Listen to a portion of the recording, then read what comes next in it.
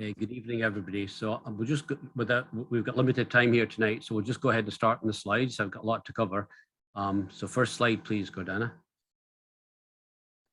Okay, so this is my title: Diagnosis and Management of Late Disseminated Lyme Disease: Complications, Complexities, and Considerations. Very eloquent. I didn't make that up, but somebody made it up for me. Next slide, please. Okay, so as most of you know, Lyme is one bacteria, but there's many different things in the foregut of a tick. And just recently, I had a person from Norfolk come over to visit me who's got Lyme disease, and they say that tick-borne encephalitis is now in Norfolk.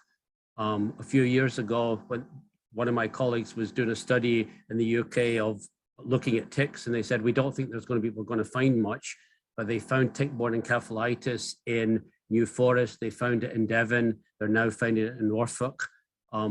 Ticks migrate with birds from Eastern Europe. So ticks carry lots of things besides Lyme. So we always focus on Lyme, but there's lots of different strains of Lyme, and there's lots of co-infections as outlined in this slide. Next slide, please. A few years ago, my colleagues in Ireland were putting together a document that basically saying Lyme is easy to diagnose, easy to treat, the testing is 100%. And if you're not better after 2 weeks of antibiotics, it's post-infectious, just get over it. But there is lots of literature out there saying that it's not just as simple as that. So the testing is not 100%. And this is just 3 different studies showing that the sensitivity of the Lyme test, a positive Lyme test, 36 to 70%, 20 to 97%, and 34 to 59%. So Lyme is a clinical diagnosis and be supported by the testing, but it's history, epidemiology, all the stuff put together, and the testing can be helpful. Next slide. Next slide, please. Okay, and this is just another slide that shows the sensitivity of the different tests. In Ireland, for a while, they used the C6 peptide as a screening test. They just dropped it a few months ago, because if you look at the C6 peptide, it's but a 50% sensitivity. We have no PCR-based tests for Lyme, because the amount of Lyme circulating is in such small quantities. So you may only have 20, 30 copies, and that is not picked up by a PCR. In comparison, I had a recent pregnant woman with hepatitis B from Moldova. Her viral load was 237 million. Easy to PCR hepatitis B, difficult to PCR Borrelia because it's in such small quantities. We're stuck with imperfect immunological tests, which can be helpful, but you can't hang your hat on. Next slide. So the problem with the Lyme test, there's lots of different strains of Borrelia. When you get a tick bite, it's not always Lyme, there's other co-infections, and they're actually poorly described in the medical literature. So very simply, a positive test for Lyme means either you've got the infection or you had the infection in the past. You as a clinician have to put the pieces together. A negative test means you can still have it. So there's lots of people that have negative tests that have Borrelia. And time after time I see people saying, oh, you've got you had a tick, you had a rash, let's wait for the test to come back before we make the diagnosis and start you on treatment. That's the wrong algorithm. My assessment is the current approved testing misses many sick patients who are then told you don't have Lyme and you should live with it. So I think, you know, the patients we're diagnosing are the tip of the iceberg, and we're missing many patients with Lyme. Next slide. So the EM rash, not everybody gets the EM rash, and not everybody sees the EM rash. You may get it, but you might not see it if it's in your scalp or the back of your thigh. And these are studies, they're outlined here, that show the sensitivity of the EM rash is 25 to less than 50%. And it may be atypical, it may not be the classic bullseye. And then some of the strains of Borrelia, for example, Borrelia miyamotoi, less than 10% of people have the rash. This is a newly recognized Borrelia strain. We actually picked it up in Ireland. How common is it in humans? We don't know, but we've picked it up in ticks. So the EM rash is not 100%. Next slide. So this is the typical presentation, fever, headache, joint pain, fatigue. However, it overlaps with many other symptoms as well. And not everybody is picked up. Not everybody has these symptoms, and not everybody is picked up early in their infection. Next slide. And if you look at a Bell's palsy, you know, I think 10 years ago, I would have said Bell's palsy means viral disease, maybe zoster. If you're in Africa, maybe HIV. But the more I see now, people presenting with Lyme disease, with a facial or Bell's palsy, often in the setting of other systemic symptoms as well. But if you look at the study here, or the publication here, latency varies from 3 months to 5 years. So it may not show up right in the setting of an acute Lyme infection. And I think it's missed many times. Next slide. And then arthritis, same kind of thing. People can present with a migratory arthritis with Lyme disease. And this is an old study, but a lot of the good literature are old studies. This goes back to the, you know, annals of internal medicine. And the latency of arthritis can be weeks to years. It doesn't necessarily have to present in the first few months following a tick bite. And most people wouldn't think Lyme disease in somebody with migratory arthritis years down the way. So this is a challenge. Next slide. So how common, moving on, how common is Lyme and co-infections? I would say, you know, if you think about it, how many people remember a tick? The answer is only 10 to 20%. The tick is the size of a sesame seed. So if you're lucky and the tick bites you right in your forearm, and you see the tick and you see the rash, that is it. But 50% of people don't necessarily have a rash. And then very often people just get a flu-like illness without seeing a tick, without seeing a rash. And then you're told you have the flu or some other virus. And then sometimes people show up later with lymphopenia or neutropenia. They're told it's a virus, but Lyme and these co-infections also cause the same abnormalities in the blood count as viral infections. So it's a challenge. Next slide. So this is just kind of an overview of how, you know, complicated many people think Lyme disease is. It's not simple. It's not easy to diagnose. And the challenge especially is if it's not picked up early. I think there's a whole, we're now discovering through recent literature, there's a whole cascade of immunological and inflammatory processes going on. So the medical community has chosen to really minimize the complexity of tick-borne infections. And there's a lot of interactions between the host and pathogen, just like we're learning with COVID-19. So there's a process of the bite, there's a process of the immune response, there's a whole pathogenesis issue. Some people may be more prone to get Lyme, not to clear Lyme.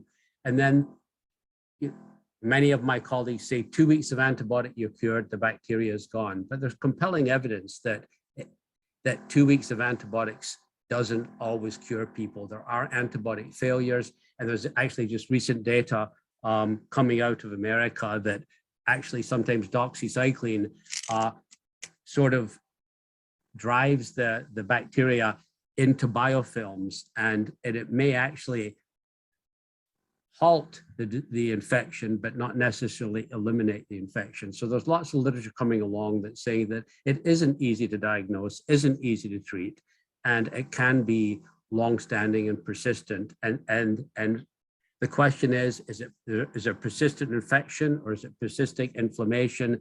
This is the challenge, because we all have opinions, but we don't have good PCR-based diagnostics to come up with definitive answers as to whether there's persistent infection. Next slide.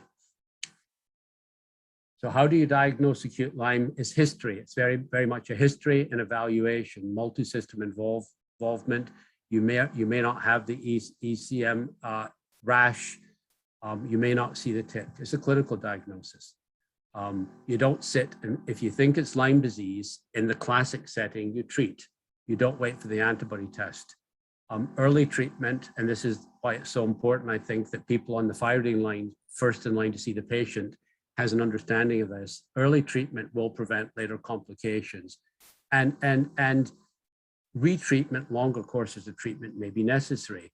But until recently, even the NICE guidelines, most guidelines in America say 2 weeks of antibiotics. And even if you respond to the antibiotics, and when you stop the antibiotics, you deteriorate, you can't go with another course of antibiotics, which is unique to this disease and no other disease. We treat infections based on patient symptoms, not based on a prescribed limited course of treatment. But the new NICE guidelines, I think, are better in the sense that they allow longer courses of antibiotics, but then they say after 3 weeks, it may not be gone, but it has to be gone after 6 weeks. But that's not necessarily so. And like I said, there's a lot of good science to support that there can be persistent infection in some situations. Next slide.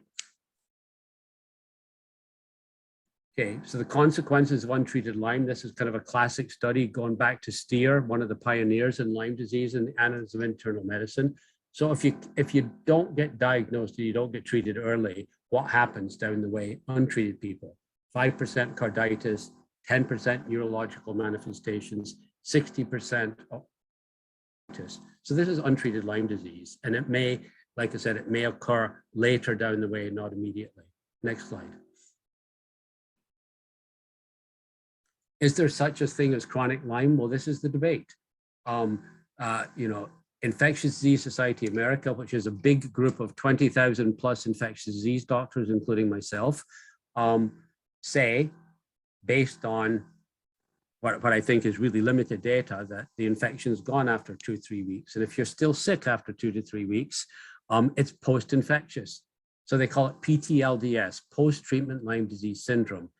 But post-treatment does not necessarily mean post-infectious. There still can be residual infection, or they don't definitively say that there isn't residual infection. The alternative group to IDSA is a group called ILADS, which is a group of not usually infectious disease doctors, but a lot of patients have gone to GPs, alternative medicine therapists, because they didn't get the satisfaction they needed with the traditional medical care. But ILADS basically have really investigated Lyme disease and looked at the literature, and their opinion, based on the limited data that there is, says that you should treat the patient, not the guidelines. And many patients get better with longer courses of antibiotics. Well, that's true with every infection in the world. Why is it not true with Lyme disease? For some infectious diseases like Q fever, if you catch it early, infectious disease doctors can easily treat it with 4 weeks of antibiotics. But if it takes a year to make the diagnosis, infectious disease doctors treat Q fever with 18 months of doxycycline and hydroxychloroquine. And I saw a patient recently, and he was given 3 years of antibiotics by the infectious disease doctors for Q fever.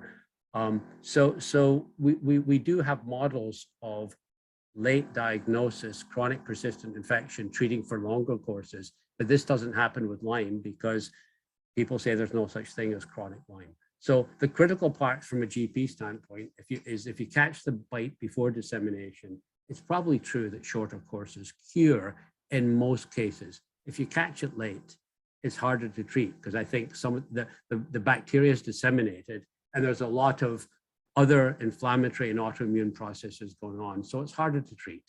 And even after treatment, there may not be complete recovery with antibiotics alone. Next slide. So this is the guidelines coming from Infectious Disease Society of America. There's no convincing biological evidence for the existence of symptomatic Borrelia infection among patients after receipt of recommended treatment regimes for Lyme disease, 2 weeks of antibiotics. However, the NICE guidelines, and many practitioners abide with that, including the doctors in Ireland, infectious disease doctors. NICE guidelines now say 3 weeks of doxycycline and then go to 3 weeks.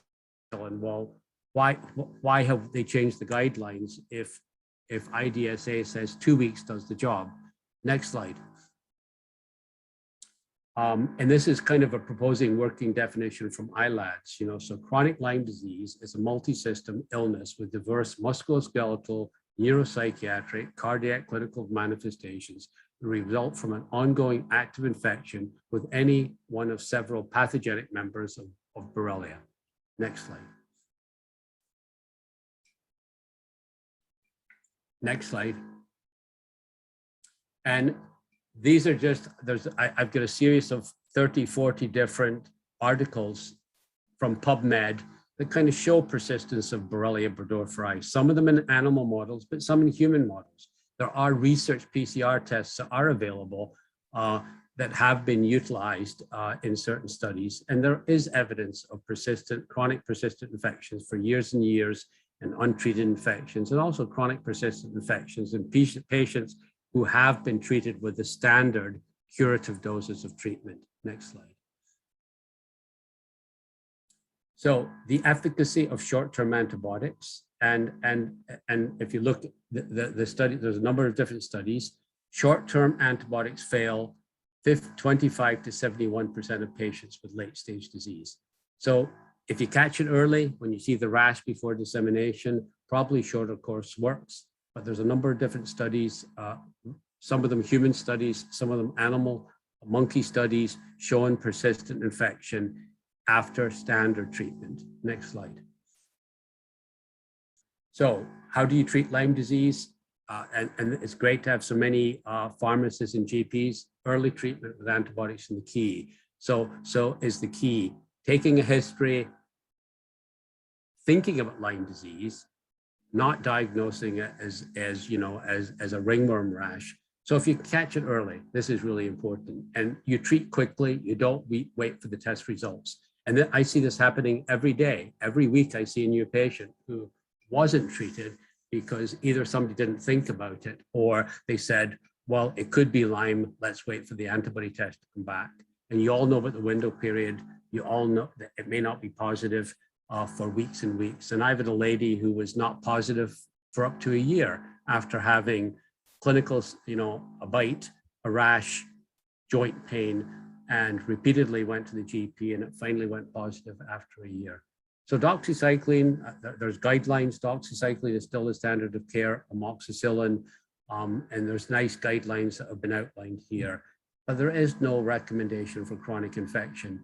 And I would say that chronic Lyme is a lot like, chronic Lyme is a lot like chronic COVID in terms of the autoimmune inflammatory manifestations. With COVID, the infection's gone, the virus has died out.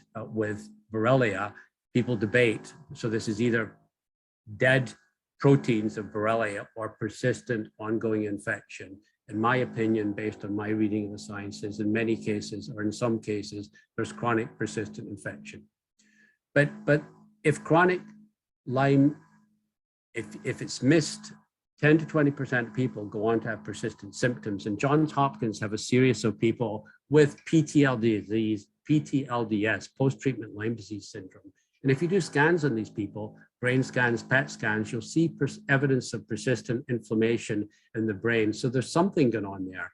Is it autoimmune inflammatory, or is it persistent infection and the immune response? Since we can't biopsy the brain, I think we continue to speculate. And lumbar punctures don't necessarily give you an answer either, because the sensitivity there is very poor. Next slide. So approach to treatment. If I see patients early on with Lyme infection, I treat them with standard treatment, just like anybody else does. And I think most of the case it works. But 2 weeks of doxycycline doesn't always cure, similar to other infections. And people treat for longer. If you respond to the treatment and you're not getting better, and you go longer and you continue to get better, we do that for every other infectious disease. So I think we should be using clinical judgment. If people aren't getting better, maybe there's other infections besides Lyme there. And then my assessment and ILAD's assessment is chronic infection for Lyme and co-infections often requires longer courses of antibiotics. But like I said, the current guidelines, I think GPs and many doctors are in a bind because current guidelines don't address chronic persistent infection. But once an infection becomes chronic, greater than 6 months, my opinion really is that very often combination antibiotics, according to ILADS, and immune support retreatment have been successfully used, and people do get better. One study that I reviewed on chlamydia pneumonia. Chlamydia pneumonia, people get chlamydia, you've heard of chlamydia trachomatis, chlamydia pneumonia. It disseminates from the lungs in the setting of chlamydia pneumonia, or in the genitals in the setting of chlamydia trachomatis. And then the bacteria spreads through the bloodstream and goes to the joints. And then people get chronic, persistent inflammation in the joints. And there was a rheumatology study done where they actually treated people they actually aspirated the joint, were able to, by PCR, isolate chlamydia pneumonia. When they treated for 2 months with doxycycline, people got better, but then they relapsed when they stopped. And when they aspirated the joint, there was still viable chlamydia pneumonia organisms. When they treated for 6 months with doxycycline and rifampicin, people got better and stayed better. And when they aspirated the joints, there was no PCR positive chlamydia pneumonia or chlamydia trachomatis there. So what I'm saying is, for other models that there are evidence of chronic persistent infection, we don't have data on Lyme disease. Next slide.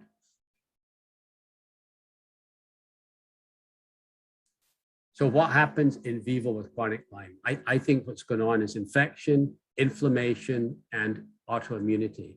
And I give the same discussion when I'm talking about long COVID. I think it's post-infectious, ongoing inflammation, ongoing autoimmunity. And the approach that ILADS and many doctors take is to support all three of these I's. Treat the infection, manage the inflammation, and try to repair the immune system. Next slide. So I think this is not a new paradigm, really. When we used to manage patients with HIV, they became lymphopenic, they became profoundly immunodeficient. They had all sorts of reactivation infections. They got all sorts of bacterial infections. We treated those infections, and when they got better, but when you stopped the antibiotics, these infections came back again. And it was only when we had HIV therapy to reconstitute the immune system, get the lymphocytes working again, when we treated those infections, they went away and they stayed away. So it's not just antibiotics that get people better, it's having a healthy immune system. And the same thing happens with transplant medicine. You have patients who are immunocompromised. If you immunocompromise too much with the transplant medicines, they get reactivations of infection. So there's a relationship between infections and immunity. So I think in patients who are chronically infected, there's evidence that they have immunodeficiency, and you need to manage not just the patient, not just with antibiotics, but you need to support the immune system as well. Next slide. So, summary, evidence-based guidelines for the management of Lyme disease. Since there is currently no definitive test for Lyme disease, laboratory results should not be used to exclude an individual from treatment. Lyme disease is a clinical diagnosis, and tests should be used to support rather than supersede the physician's judgment. The early use of antibiotics can prevent persistent, recurrent, and refractory disease. The duration of antibiotic therapy should be guided by clinical response rather than by arbitrary treatment. And then the practice of stopping antibiotics to allow for delayed recovery is not recommended for persistent Lyme disease. So next slide. So I'm just going to go through one or two case studies, and then I'll stop. Mary had 18 ticks removed in July of 2018. A bruise-like rash began to spread from the bites. She was prescribed 2 weeks of doxycycline by the locum GP.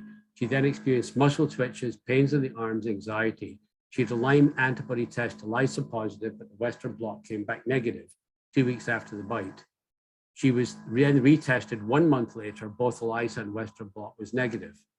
Her doctor reassured her she did not have Lyme. She continued severely symptomatic and called Lyme Disease UK for advice. Next slide.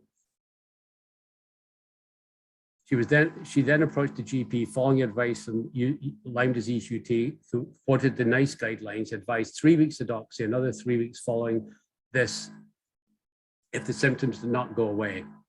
The GP agreed to this, but then called around and then got advice from Porton Gowns, who basically said the test was a false positive test, required no further treatment, and to do a third Lyme test. the patient was used for further treatment. We all know this was wrong. If the patient had a rash, you don't need a test, you need treatment. And the patient should have received longer course treatment. Next slide.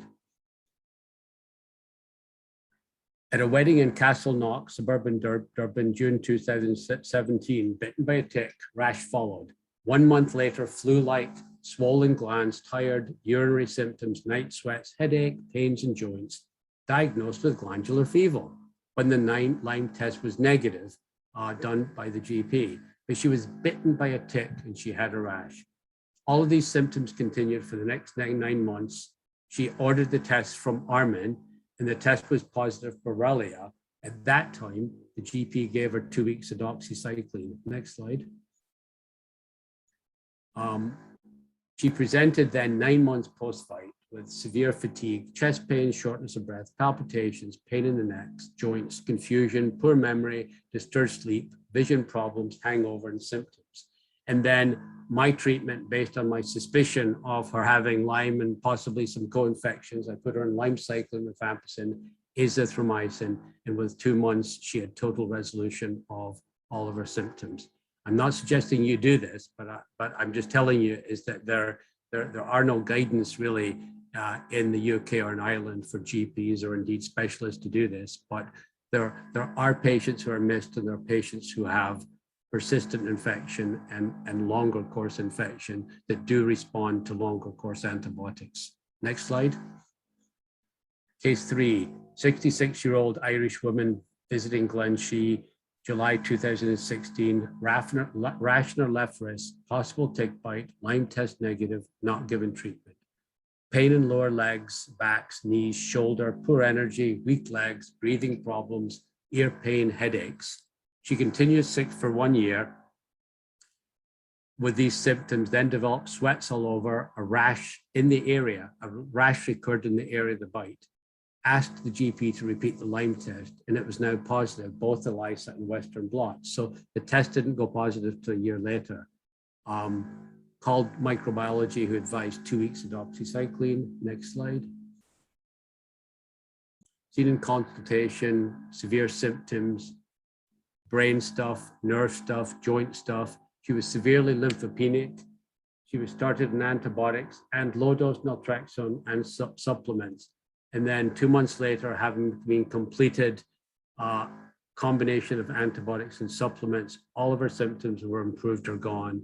And an additional 3 months, she had total resolution of her symptoms. Next slide. Case 4, 77-year-old retired GP from the Midlands. He had an ECM rash on his right ankle, symptomatic joint pains. He was given 2 weeks of doxycycline, felt better. 2 years later, exact same symptoms came back, and the rash came back in the exact same location. He was referred to an ID unit medical center in the Midlands, had a biopsy taken from the research laboratory, and it cultured positive for Borrelia. He was then told he couldn't have further antibiotics as he'd been already treated. So I saw him in Ireland, that he was also diagnosed by me with anaplasma, a second tick-borne infection. I put him on a combination of antibiotics and support, and he had total resolution of the rash and all of his symptoms within 2 months. So these are just a few cases. I'm not saying that GPs should be managing these patients. The problem is nobody's managing these patients at the present time, and they're going to herbalists and or abroad to doctors who are managing them in all sorts of different ways. So I think the challenge is catch people early, put them on treatment early. Next slide. So it's complicated. The testing is imperfect. I think it is a complex disease. It's not a simple disease, especially if it's caught later. We do need better research, and I think we also need more compassion. I think everybody gets tired of somebody going back 10 times to them in the clinic with these mystery illnesses. So I think it's hard for healthcare workers, but it's even harder for patients who have this condition. If the patients are getting sick and not getting better, I think we're missing something. We shouldn't be blaming the patient. We really should question the science and the failures of the healthcare system. We really need to listen to the patients. Just because we cannot find Lyme in current testing, it doesn't mean that it isn't there. Okay, so I'll stop now. I went over, and hopefully there's time for a few questions. Thank you.